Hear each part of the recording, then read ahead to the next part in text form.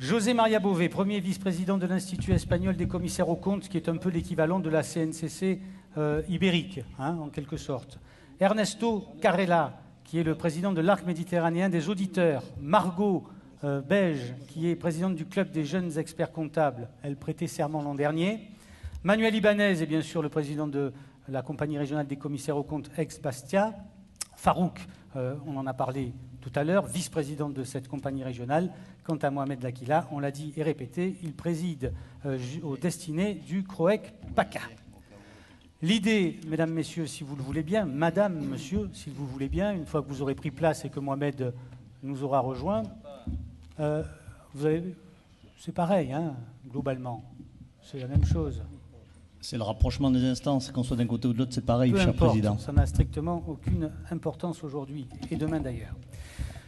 L'idée, d'abord, c'est peut-être de se tourner vers les représentants nationaux et régionaux pour savoir, lorsqu'on pose la question de l'état des lieux de la profession, si vous avez le sentiment qu'il existe ou qu'il y a une forme d'inquiétude exprimée par les professionnels, et peut-être avec vous, Manuel, si vous voulez bien, si vous sentez que des menaces pèsent sur la profession. Écoutez, les menaces, on a cessé de les pointer du doigt. Pour nous, concrètement, commissaire aux comptes français, c'est avant tout la réforme européenne de l'audit qui est entrée en vigueur et qui, par sa mise en application, a des conséquences à la fois dans le fonctionnement de la compagnie ou des compagnies régionales et accessoirement va avoir des conséquences à terme sur, notre chiffre d'affaires. Concrètement? Alors concrètement, au niveau du fonctionnement, le H3C est devenu omnipotent et aujourd'hui le H3C centralise à la fois la formation, les inscriptions, le contrôle et la discipline. Autrement dit, il reste aux compagnies les prestations de serment, ce qui est très bien, et l'administratif éventuel en rapport, en communication avec l'H3C. On s'est beaucoup battu, beaucoup. On n'a pas réussi partout, je dirais, à conserver à minima la discipline. Alors, on a récupéré un petit peu au niveau des chambres régionales, mais ça a été aujourd'hui, on se demande si ça continue et si la mesure, suivant comment elle va être appliquée, puisque les directives ne sont pas vraiment encore arrêtées, puisque le H3C doit donner des délégations en particulier à la CNCC qui en principe devait nous revenir vers les conseils, vers les comités, les CRCC.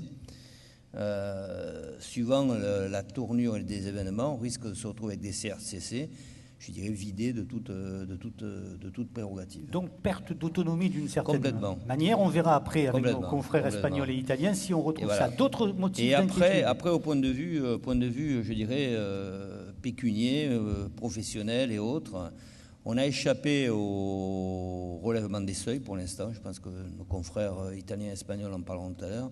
Donc on a préservé l'essentiel. Ceci dit, je pense que c'est dans l'air du temps, que dans quelques années peut-être, il va falloir être très vigilant pour qu'on garde notre commissariat aux comptes à la française. Par contre, un élément positif qui nous permet quand même d'être une particularité, c'est que le double commissariat aux comptes, le co-commissariat aux comptes, est resté inscrit dans notre législation française, ce qui nous permet quand même d'avoir un espoir de régularisation un peu plus à terme. Donc, perte d'autonomie, ça, vous le dites. Épée de Damoclès avec le relèvement des seuils. Un point positif néanmoins. Farouk Boulbari, est-ce que vous voulez compléter cet état des lieux en insistant peut-être encore une fois, c'est un parti pris de ma part, mais je l'assume, sur les inquiétudes de la profession? Est-ce qu'il y a d'autres motifs? Alors, je vais essayer d'être positif plutôt que de partir sur la partie négative, si vous me permettez, Gabi. Alors, des inquiétudes, on en avait avant la réforme, on en a eu pendant les négociations avec la chancellerie, avec les autorités bruxelloises, et on en aura après, de toute manière. Je crois que ce qui est important de dire, c'est qu'on est en pleine construction européenne aujourd'hui, et que les métiers évoluent, la société change quoi qu'il en soit, et on est dans une dynamique d'harmonisation. Qui dit harmonisation, il y a des standards qui doivent changer. Est-ce que nous, en France, sommes aujourd'hui aptes et sommes-nous capables à s'adapter aux standards de nos amis peut-être espagnols, italiens et vice-versa de l'autre côté? Je crois que le problème majeur de la réforme européenne vient de la harmonisation au niveau européen. Alors, je ne vais pas rentrer dans les détails, mais on voit très bien qu'il est très difficile de s'entendre sur le plan politique.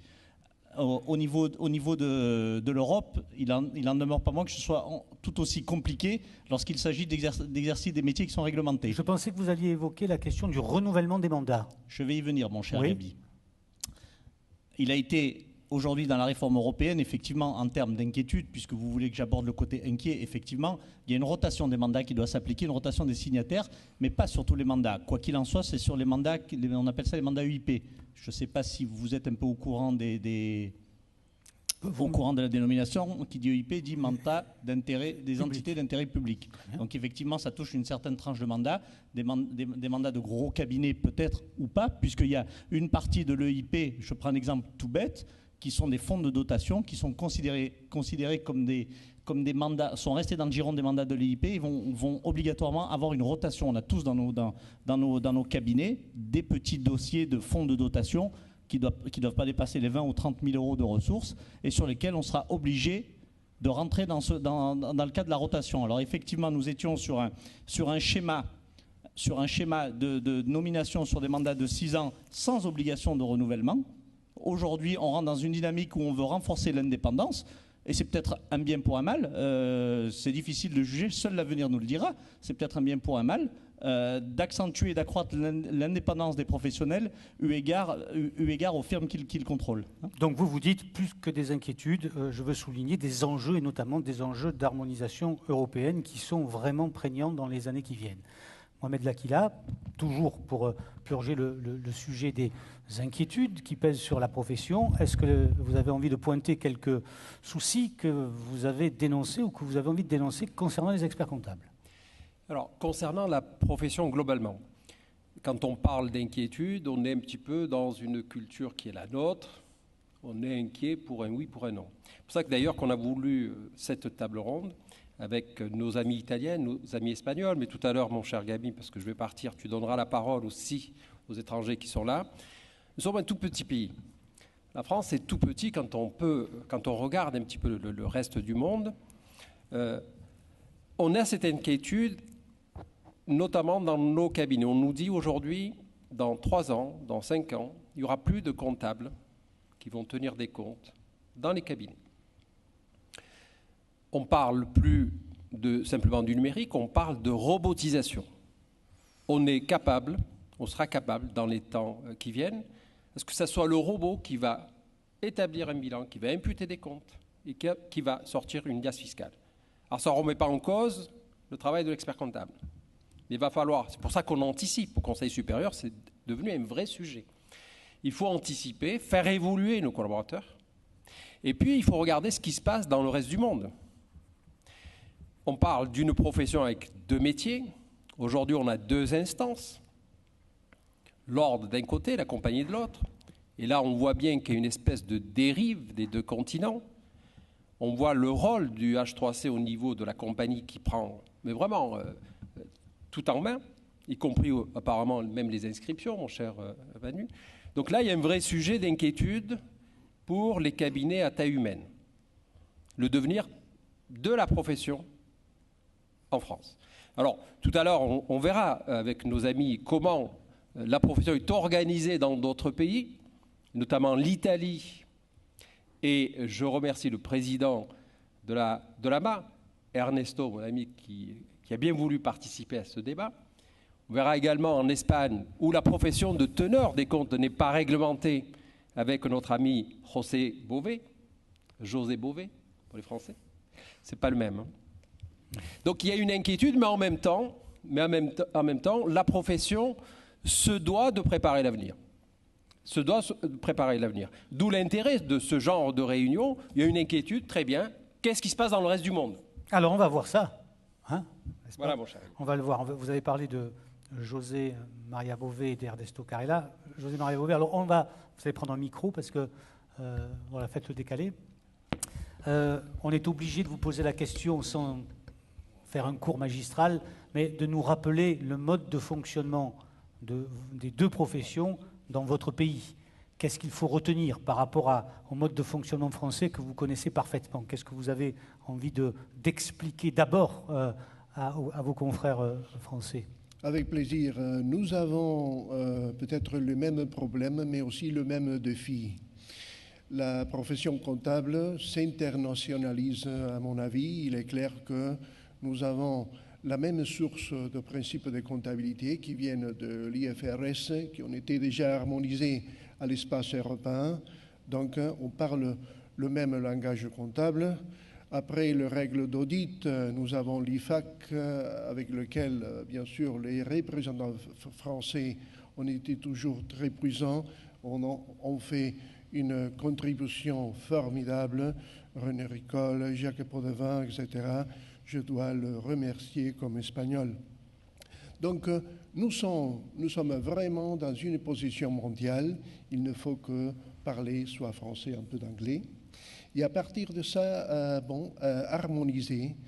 En Espagne, bien sûr, nous avons des problèmes qui viennent de la crise où les honoraires ont chuté. Et en même temps, le temps que nous devons investir dans les audits pour assouvir les besoins de qualité qui nous demandent le régulateur ont monté. Donc nous sommes un peu ciblés pour ça. Attendez, juste une précision. En Espagne, la profession d'expert comptable n'est pas réglementée. La profession d'expert comptable n'existe pas comme réglementation, mais elle existe. Elle représente bien sûr presque la moitié de notre chiffre d'affaires. C'est comme en France, mais pas réglementé.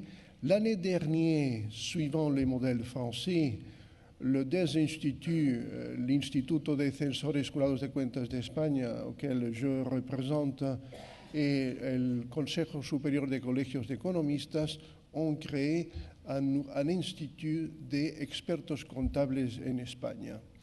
Un institut qui est lancé avec beaucoup de force. Philippe Araújo et aussi représentants comme M. Aquila nous ont visités, nous ont inspirés et on travaille ensemble pour bâtir la profession d'expert comptable. Mais on va la bâtir d'une telle manière qu'il soit une profession qui soit utile à la société. Et une fois la société est convaincue de la part de l'expert comptable, on va la réguler. Alors vous disiez les professionnels sont inquiets en raison de la crise parce que les honoraires sont affectés. Vous m'avez dit hier lorsqu'on s'est rencontrés qu'il y avait une massification, il y avait de plus en plus de candidats au métier d'expertise comptable, c'est ça? Et que du coup, les honoraires n'étaient pas extensibles, c'est ça aussi?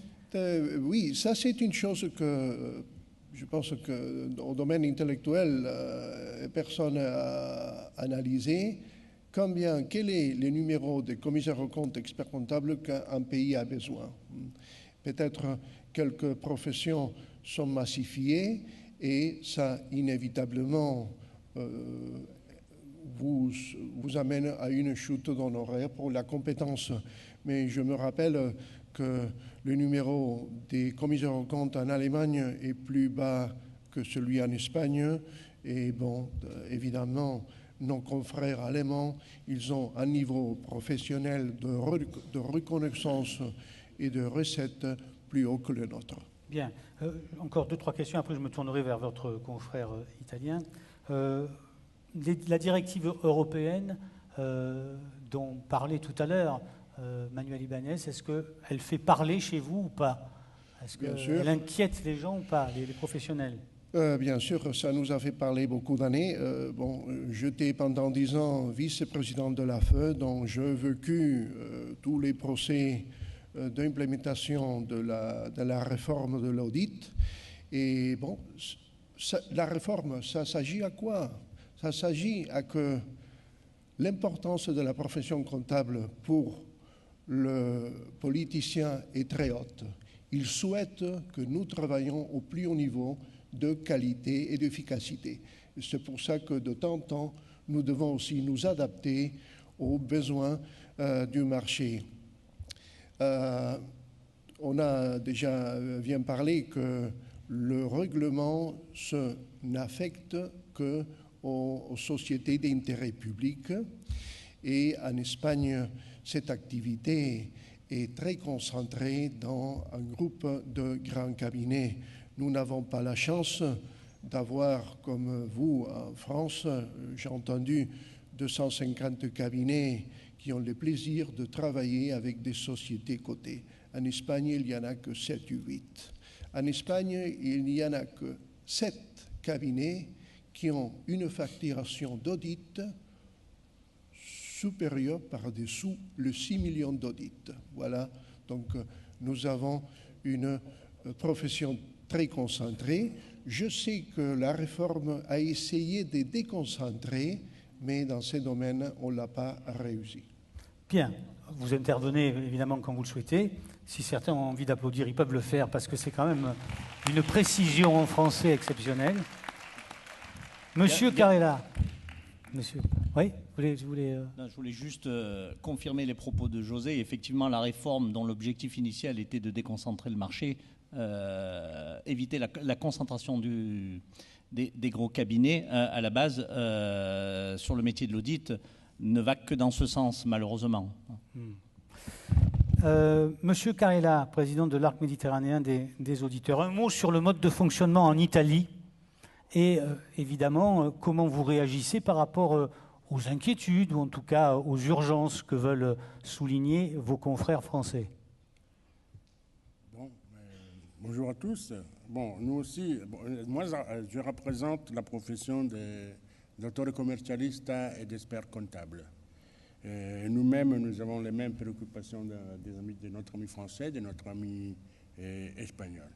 Nous sommes en Italie, en 2016, nous sommes 116 000. On est beaucoup, c'est-à-dire que nous, à partir du 1er janvier 2008, on a fait la fusion entre deux professions qu'on avait en Italie qui faisaient la même chose, mais avec un différent degré d'études. C'est-à-dire, il y avait les docteurs commercialistes qui avaient une préparation universitaire et les ragionieri qui n'avaient pas une préparation universitaire. Mais on faisait la même profession, presque la même profession.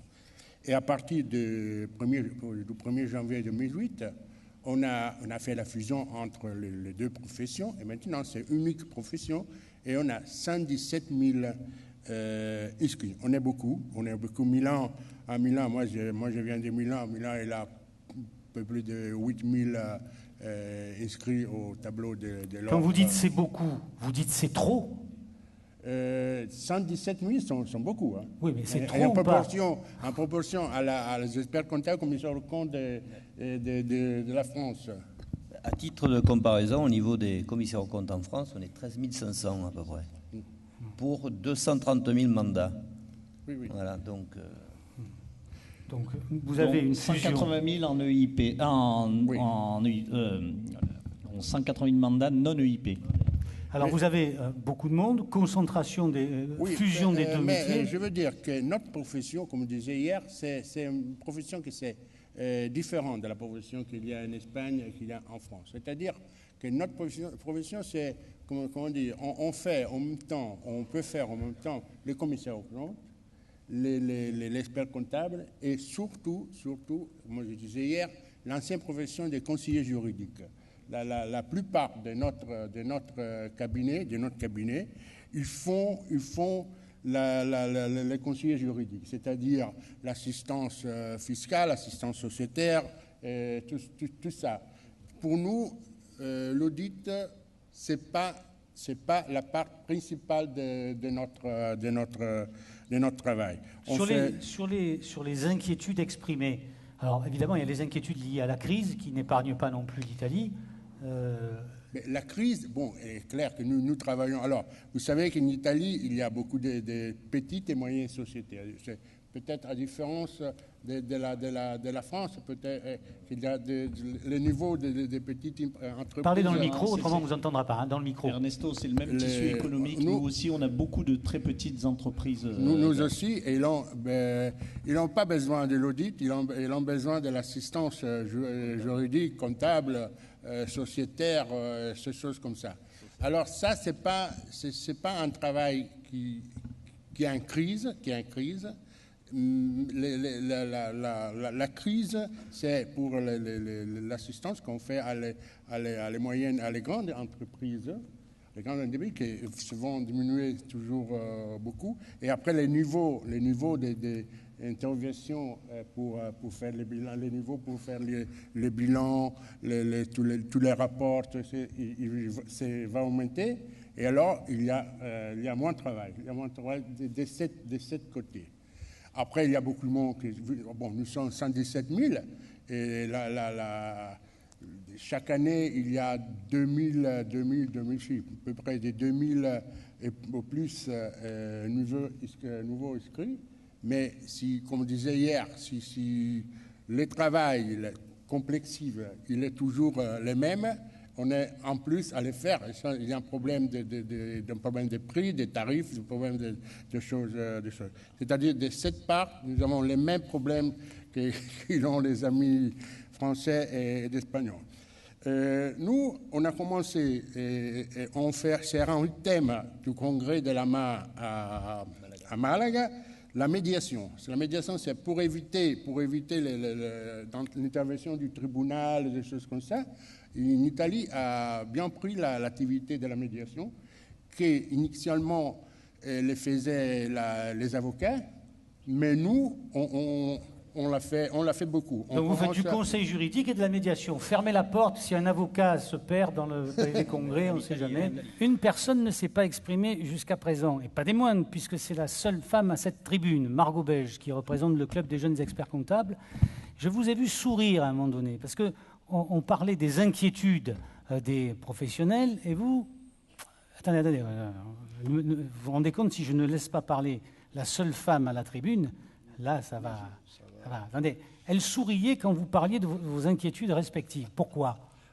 Bon, c'est vrai qu'on est assez lucide quand même sur la situation qui n'est pas forcément, a priori, très favorable pour le métier d'expert comptable. Mais je pense qu'on est une génération aujourd'hui qui accepte beaucoup mieux les évolutions que nos prédécesseurs, parce qu'on évolue dans un contexte beaucoup plus instable que vous, enfin, je pense. Et alors bien sûr, on est tous unis auprès de nos instances, y compris la jeune génération, mais je pense qu'on a de réels enjeux d'un point de vue déjà de la casquette expert comptable, comme le full service par exemple, ou la loi Macron, qui ont permis en fait... full service, c'est-à-dire Full service, c'est en fait la conjugaison entre l'essor informatique et qui a créé aussi de nouveaux besoins et de réelles attentes pour nos clients, comme par exemple l'assistance à la facturation, l'assistance à l'informatique et voilà, tous les conseils annexes. Et la loi Macron, bien sûr, c'est l'élargissement du périmètre de nos missions sur les missions de conseil juridique. Qui pourrait vous donner quelles idées, ou qui vous ont d'ores et déjà donné quelles idées ? Oui, l'Interpro. Par contre, du point de vue casquette commissaire aux comptes, c'est vrai qu'on a un peu plus de crainte. Moi, je le constate aussi auprès des jeunes inscrits, qui s'inscrivent systématiquement donc, quand ils s'installent en tant qu'expert comptable, mais ce n'est pas systématique pour le commissariat aux comptes. C'est regrettable, mais c'est vrai que c'est un métier qui paraît plus... Est-ce que ça paraît verrouillé ? Est-ce que le mot est adapté ou pas dans cette enceinte feutrée ? Verrouillé, non, je ne dirais pas ça parce que je trouve ça trop péjoratif, mais c'est plus compliqué. C'est-à-dire le fait qu'il y ait des réglementations de plus en plus strictes, la présence du H3C qui est de plus en plus présente, notamment pour les inscriptions à la compagnie. Maintenant, c'est au national, c'est plus au niveau régional. Les déclarations, la norme anti-blanchiment avec les déclarations de TRACFIN, etc. Ça donne peut-être un peu moins envie de se lancer dans cette activité-là. Mohamed, Aquila, puis après Faro. Je voulais réagir, parce que je dois vous quitter dans quelques secondes. On anticipe effectivement une perte, je dirais, de mandat pour les commissaires aux comptes. Et qu'est-ce qu'on a fait au niveau de la région ? Je crois qu'on a été la seule région pour l'instant à signer une convention avec le comité des banques sur la région pour vendre ou faire redécouvrir l'attestation de l'expert comptable. Ça a été signé cette année. Là, dès la rentrée, avec Jean-Luc Jaffé qui est présent, il avait déjà fait il y a 20 ans de ça. On va vendre l'attestation de l'expert comptable aux banquiers. C'est-à-dire qu'en gros, une entreprise qui n'a plus de commissaire aux comptes, quand elle va rechercher un financement, quand elle va s'adresser à son banquier, il va lui demander l'attestation de l'expert comptable. Donc on anticipe ce genre de difficultés et le rôle de l'élu, c'est ça aussi, c'est anticiper, prévoir et puis des actions. Une action comme celle-là me paraît très bien pour la région, mais il va falloir la refaire découvrir au niveau national. Farouk Boubadri, vous voulez ajouter quelque chose? Je veux rebondir sur ce qu'a dit Margot, c'est très important effectivement. Il faut quand même prendre, dans toute réforme, il y a du bon et il y a du moins bon. La génération qui arrive est une génération qui est née avec l'informatique, la numérisation, les nouveaux outils de communication et qui est née avec avec la réforme européenne et la transposition des directives aujourd'hui. Il faut quand même savoir dans la réforme européenne, alors je parle sous le couvert de mon homologue ici, José Bové, vous aviez une directive et un volet réglementaire que chacun des pays a transposé, entre guillemets, soit en surtransposant, soit en appliquant textuellement ce que demandait Bruxelles, soit en essayant d'arrondir les angles. L'Espagne a surréglementé par rapport à la France. Moi, je trouve que finalement, quand on prend la cartographie de l'audit en France, même si je ne suis pas pour et j'aurais aimé beaucoup moins un volet réglementaire qui soit peut-être moins répréhensif, et là je comprends tout à fait les jeunes aujourd'hui, quand de l'autre côté vous avez un volet réglementaire, sanctions et discipline, qui va sanctionner les professionnels, ce qui est quelque part peut-être un peu normal à un moment donné, puisque nous sommes une profession réglementée avec des responsabilités, mais qui va au-delà sanctionner aussi les collaborateurs. Pour l'attractivité, je pense que c'est très compliqué. Donc effectivement, on a des questionnements à se poser. Mais cette génération, elle est née avec ça. Elle vit avec ça. Donc nous le découvrons puisque nous avions un modèle antérieur sur lequel nous avons exercé. Il faut aujourd'hui qu'on sache s'adapter. Malheureusement, on ne pourra pas revenir sur la réforme. Aujourd'hui, elle est transposée. Il va falloir qu'on vive avec. Sauf qu'on a le sentiment, messieurs, madame, que l'harmonisation... c'est un vœu pieux, elle ne se fera jamais. Est-ce que c'est ça ou pas?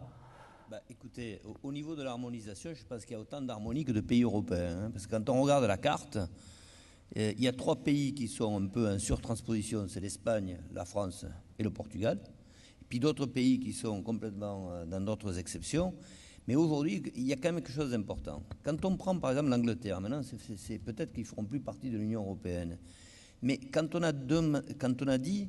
qu'est-ce qu'un EIP et comment doit se comporter un cabinet qui a un mandat EIP? L'Angleterre est le seul pays qui était intelligent. Il a dit, mais moi, si j'ai un mandat EIP, je traite la norme EIP sur le mandat EIP, pas sur l'intégralité du cabinet. La France, non. On a l'intégralité du cabinet. Résultat de l'opération, entre norme EIP et non EIP, l'obligation...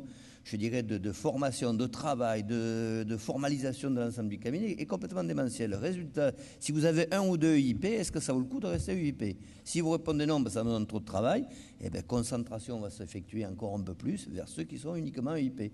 Pourquoi on n'a pas fait ça en France? Je ne sais pas. Je ne sais pas ce qui se passe en Espagne.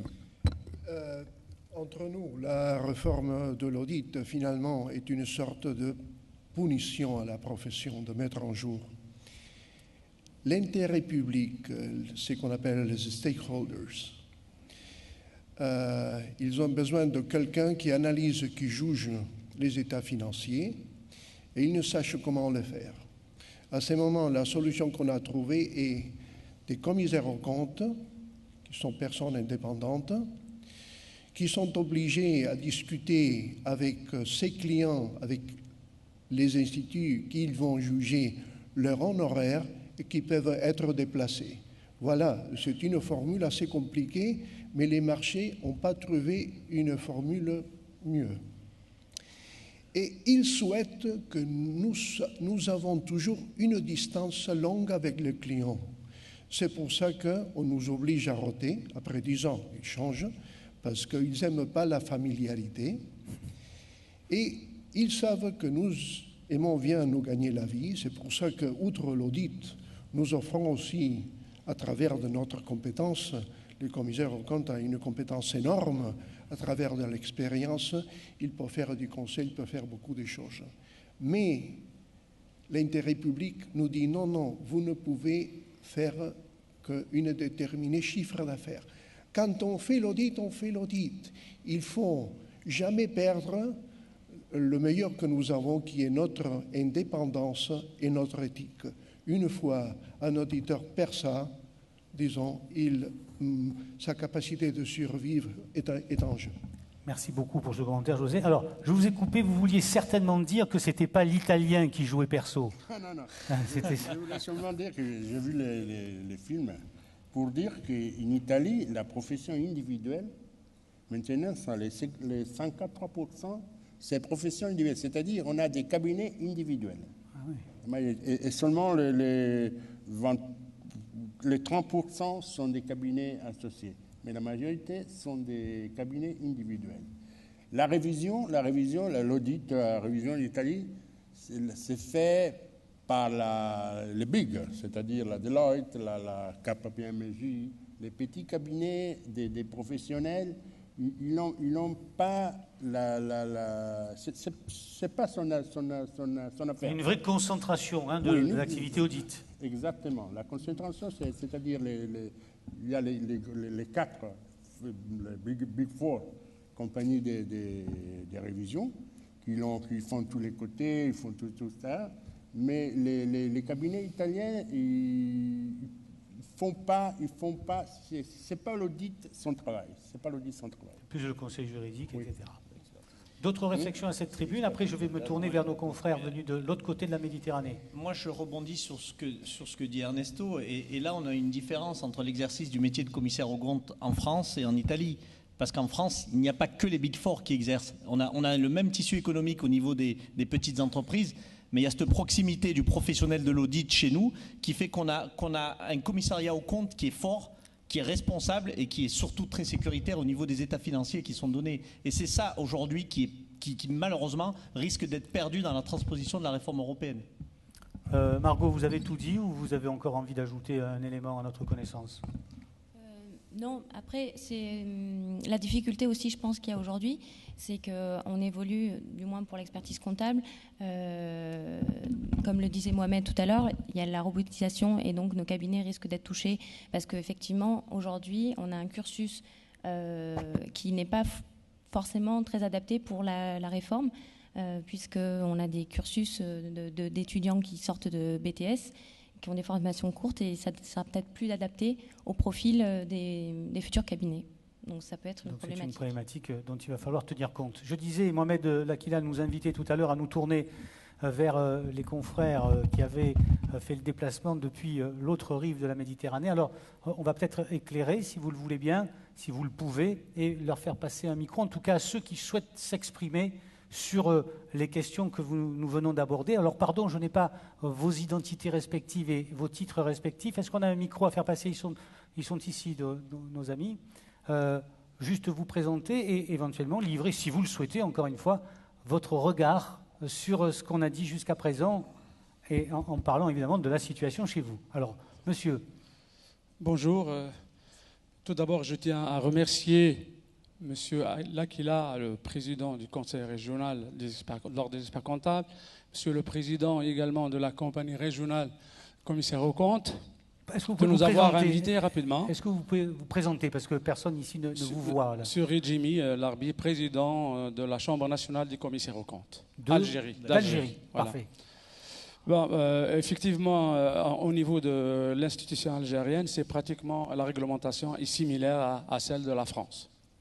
Au départ, on avait une seule structure, c'est l'Ordre national des experts comptables, des commissaires aux comptes et comptabilité. Donc toute la profession était regroupée en une seule institution indépendante totalement, avec un représentant du ministère des Finances au niveau du Conseil national. Toutes les commissions opérationnelles de gestion étaient rattachées et gérées par l'Ordre des experts comptables, des commissaires aux comptes. Mais depuis 2010, mois de juin effectivement, il y a eu une réforme de la profession. Oui. Cette profession a été pratiquement répartie en 3 institutions. L'Ordre national des experts comptables, la Chambre nationale, qui est un peu la compagnie nationale des commissaires aux comptes, et l'Organisation nationale des comptables agréés. Donc malheureusement, la nouvelle réglementation a rattaché les différentes commissions au CNC, Conseil national de la comptabilité, qui est un petit peu l'ancien CNC du ministère français. Et donc, maintenant, que ce soit l'Ordre national des experts comptables ou la compagnie ou la Chambre nationale des commissaires aux comptes, on fonctionne avec des commissions, mais qui sont gérées au niveau du Conseil national, qui est présidé par le ministre des Finances. Est-ce que ces réformes, est-ce que le contexte économique crée des inquiétudes parmi les professionnels? On attend encore parce que ça fait pas longtemps que ça a démarré. Bon, il y a des choses positives. Bon, au départ, tout changement inquiète, quel que soit positif ou négatif. Quand on change, même quand on déménage d'un appartement vers une villa, au départ, on est un peu dérangé, hein. Donc, si c'est dans ce sens, c'est plus simple, hein, d'un appartement vers une villa, on a moins d'inquiétude que l'inverse. Oui, en tout cas, ça inquiète tout le temps, ça dérange. Tout changement dérange. Il faut attendre donc le résultat. Mais actuellement, ça va, puisque au niveau des différentes commissions qui gèrent la profession, notamment l'organisation, les stages, les agréments, la discipline, la normalisation, le contrôle de qualité, etc., sont gérés au niveau du CNC. Mais il y a 6 représentants de l'État et 6 représentants des professionnels élus qui sont désignés donc par nous. Donc une forme d'équilibre. Et voilà, ça s'appelle des commissions paritaires.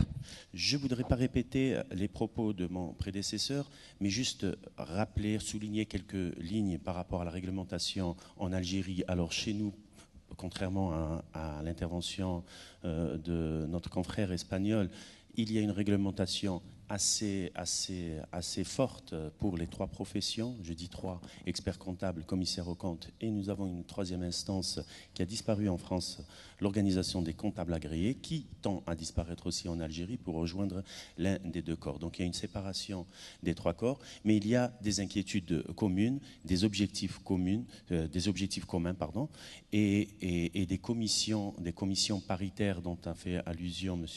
Rdimi tout à l'heure, des commissions paritaires ministère des Finances, tutelle, donc à l'image du schéma français, et professionnels. Les professionnels sont représentés par 2 membres de chacune des trois catégories.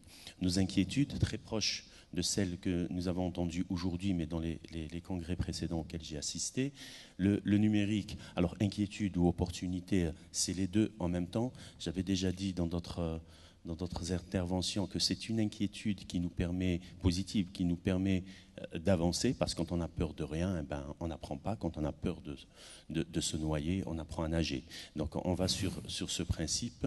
On a peur du numérique pour y travailler, pour y faire face. On a aussi le problème de diminution du plan de charge, parce que nous avons un tissu économique en Algérie très proche de ce que je viens d'entendre, donc beaucoup de TPE, PME, ouais. Très peu d'entreprises cotées en bourse et de grandes entreprises, et une adaptation de la profession à ce tissu, pas toujours évident, parce que les petites entreprises ne perçoivent pas l'audit contractuel de la même manière que lorsqu'il est imposé comme le commissariat aux comptes. Donc voilà, je ne voudrais pas monopoliser la parole. Merci de votre témoignage. Paraît-il qu'il y a un gong qui risque de le gong n'est pas à tout moment. Il ne va pas encore sonner. Merci mille fois de votre témoignage. S'il y a d'autres réflexions dans la salle, vous pouvez les faire. Sinon, je vais demander à nos intervenants un exercice très difficile, mais qui me paraît nécessaire, c'est de nous rappeler en 30 secondes ce qu'ils voudraient qu'on retienne de leurs propos par rapport à cette problématique des inquiétudes de la profession, de l'harmonisation dans les différents pays, dans l'exercice de ces métiers. Et peut-être que Margot nous dira que le terme transition numérique, elle ne sait même pas ce que ça veut dire. Donc, 30 secondes, on va débuter avec notre ami espagnol, José María Bové. Merci beaucoup pour remercier l'invitation du président Aquila et d'Emmanuel Ibáñez pour être ici à Marseille. Je suis de Barcelone et on partage avec vous beaucoup de choses ensemble. Je vous amène aussi les salutations et le respect de mon président María Alonso à Madrid et de tous les conseils. Dire aussi que je ne suis pas une mutation de votre José Bové. Je n'ai rien à voir avec l'autre, bien que je suis aussi un peu révolutionnaire. Alors, comme conclusion,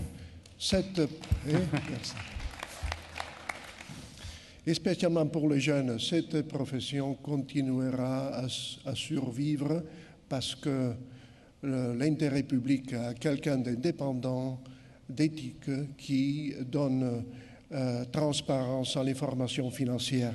Et pour l'autre côté, comme expert comptable, un entrepreneur a toujours besoin d'un conseil professionnel et de niveau pour faire les affaires.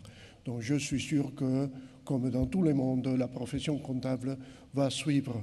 Il faudra s'adapter, mais ça c'est le métier de nos jeunes. Et bien sûr, qu'est-ce qu'on peut dire de nos jeunes? Ils sont mieux que nous. Ils ont beaucoup voyagé, ils ont étudié dans des autres pays, ils parlent des langues, ils sont absolument très bien préparés pour l'avenir. Donc je ne crains pas que cette profession aura des problèmes dans le futur. D'ailleurs, Margot fera sa conclusion en anglais tout à l'heure. Ernesto, 30 secondes. Bon, merci et merci à vous. Dans le micro de préférence. Merci à vous pour l'attention. Vous savez que je représente l'AMA. L'AMA, c'est une organisation à niveau des ordres des pays de la Méditerranée. Et pour l'Espagne, vous savez qu'il y a Malaga, il y a Valencia, Barcelona, Baleares. Pour la France, il y en a beaucoup. Il y a Pau, je vais à Pau, Montpellier, ordre et commissaire de compte. À Pau, c'est seulement commissaire de compte. Après, il y a Toulouse, commissaire au compte et ordre. Après, il y a Nîmes. Après, il y a PACA, il y a Aix-en-Provence. Aix-en-Provence et Bastia. Bon, c'est ensemble. N'oublions pas la Corse, s'il vous plaît. Oui, j'ai connu hier soir l'ami, le président de la Corse m'a promis qu'il va venir à Malaga. En même temps, ce n'est pas une promesse très, très compliquée à prendre. Hein. Moi aussi, si vous m'invitez à Malaga, j'arrive. Hein. Il est fort, Giuseppe. Et pour l'Italie... Donc vous êtes là pour faire la promotion de l'AMA. Oui, je fais aussi la promotion de l'AMA. Nous avons, comme j'ai dit, le prochain congrès, que c'est le 25e congrès qu'on fera à Malaga le 27 et le 28 d'octobre. J'espère que beaucoup de monde va venir. Pour le futur, de notre profession, bon, je n'ai pas de recettes. L'unique chose, je me demande si vraiment l'uniformité de la profession, c'est bon pour nous. Ça, c'est une question que je ne suis pas sûr que la trop uniformité fait bien. Une dernière annotation. Pendant les débats, on parlait des femmes et messieurs qui font la profession. Bon, en Italie, je dis que les 70% sont des hommes qui font la profession et les 30% sont des femmes. Mais en 2014, les pourcentages d'inscription à l'ordre, c'est les 51% les femmes et 49% les hommes. C'est-à-dire qu'il y a une inversion il y a beaucoup de femmes qui commencent à faire la profession. Et ça va changer aussi. Merci mille fois, Ernesto. Manuel Ibanez, 30 secondes de conclusion. Oui, 30 secondes. D'abord, une chose. À Malaga, il y aura en dehors du congrès de l'AMA, il est jumelé, je veux dire en même temps, mais le congrès de l'ordre des experts comptables espagnols. Oui. Et un des sujets qu'on doit d'ailleurs présenter, c'est l'harmonisation européenne et les différences entre chaque pays. Donc, je veux dire, c'est quelque chose qui est vraiment au cœur de chaque profession. Après, pour revenir au reste, je pense que, vous savez, la nature a horreur du vide. Certes, on est inquiet, et je suis inquiet, mais il y a d'autres missions qui s'ouvrent, en commissariat, les associations, etc. Pour ce qui est de la casquette expert comptable, parce qu'on est avant tout d'abord expert comptable dans nos cabinets, accessoirement auditeurs, je veux dire, les missions sont énormes, sont variées. On peut décliner, d'ailleurs, l'ordre des experts comptables et la compagnie, l'ordre régional, à tout un tas de formations et d'éléments comme les fusions, les acquisitions, la paye, le juridique et autres. Donc, je veux dire, quelque part, on n'occupe pas encore complètement toute la palette des services. On est en train de l'élargir. Et grâce aux travaux de nos prédécesseurs également au niveau du Conseil supérieur, on récupère une partie aussi du juridique également. Et la médiation, c'est quelque chose d'important parce que si nous arrivons, avec, à l'image de nos confrères italiens, à devenir des médiateurs, je veux dire, on a un pas de plus, encore une fois, vers le métier du droit qui nous est aujourd'hui plus ou moins chahuté, mais qui, je pense, est une des évolutions également de notre profession. Merci Donc, beaucoup, je pense que globalement, on a de quoi pas s'inquiéter. Margot.